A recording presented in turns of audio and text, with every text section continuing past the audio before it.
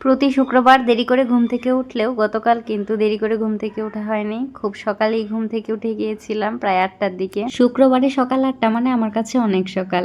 তো যাই হোক, সকালে উঠে বাসি কাজ শেষ করে স্নান করে সবাই যে রেডি হয়ে নিলাম, যাব সরস্বতী পূজায়। এটা ছিল গতকালকের ভিডিও।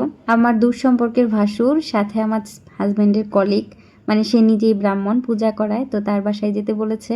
গতকাল রাতেই বলে দিয়েছে, সেই জন্যই সকাল সকালে রেডি হয়ে চলে যাচ্ছি তার বাসায়। প্রথমে ভেবেছিলাম বাসার পাশেই হচ্ছে একটা প্রাইমারি স্কুল আছে, সেইখানেই পূজা হবে, সেইখানেই যাব। তো পরে ভেবেছি ছেলেকে যেহেতু হাতে খড়ি দেব, সেজন্য দাদার বাসায় যাই, দাদা নিজেই দিয়ে দিবে। দাদা প্রতি বছরই বাসায় পূজা করে, আমাদের বলে। তো প্রত্যেক বছর যাওয়া হয় না, গত বছর যাইনি, তার আগের বছর গিয়েছিলাম, আর এই যে এই বছর আসলাম। এসে দেখি দিদি সব মানে গুছিয়ে দিচ্ছে দাদাকে। তো আমরাও কিছু ফল এনেছিলাম, সেইগুলোও দিলাম। দিদিকে একটু হেল্প করে দিলাম, যেহেতু সকাল সকালে চলে এসেছি। আর পুজো করতে করতে অনেক দেরি হয়ে গিয়েছিল, প্রায় 1টার কাছাকাছি। তো দাদার পুজো শেষ হলে তারপরে যে ছেলেকে হাতে খড়ি দিয়ে দিচ্ছে। আমার ছেলে তো একদম মানে শান্তশিষ্টভাবে বসে থেকে দাদা যা যা বলেছে সব কিছুই করেছে। তারপরে যে দাদা লিখে দিল। তো যাই হোক, সবাই আমার ছেলের জন্য আশীর্বাদ করবেন। তারপর হাতে খড়ি দেওয়ার পর্ব শেষ হলে অঞ্জলি দেওয়ার পর্ব শুরু হয়।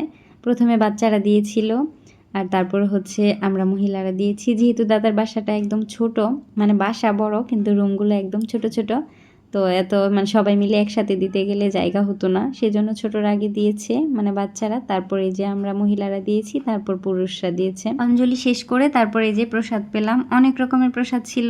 তারপর আবার দিদি খিচুড়ি, পায়েস, লুচি এইগুলো করেছিল, সেইগুলো আর ভিডিও করা হয়নি। তো সবার সাথে গল্পগুজব করে বাসায় আসতে আসতে প্রায় 2:30টা বেজে গিয়েছিল। তারপরে সে ঝটপট করে মাছ ভাজি করতেছিলাম, মানে আগামীকালকের জন্য, শনিবারের জন্য আর কি। যেহেতু বিকেলে ভেবেছি একটু জগন্নাথ হলে পূজা দেখতে যাব, তবে বিকেলে আর যাওয়া হয়নি। বাবুর বাবা আর বাবু ঘুমিয়ে গিয়েছিল, ওদের আর ডাকিনি। তো সন্ধ্যার সময় এই যে একটু রেডি হয়ে নিলাম। আমি তো এদিকে রেডি হইতেছিলাম, আর হাজব্যান্ড উঠে ঘুম থেকে হচ্ছে এই যে চা বানালো, আদা চা। তার তো আদা চা খুব পছন্দ। আর আমি যে বিস্কুট দিয়ে চুবিয়ে চুবিয়ে একটু খেয়ে নিলাম। সারাদিন এত ব্যস্ত ছিলাম, চা খেয়ে একটু বেশ ভালো লাগতেছিল। বেশ অনেক বছর হয়ে গেছে ঢাকায় থাকি, কিন্তু সরস্বতী পূজায় কখনো জগন্নাথ হলে যাওয়া হয়নি। তবে এবার গিয়ে আমি তো পুরোই অবাক, এত ভিড় হয়েছিল।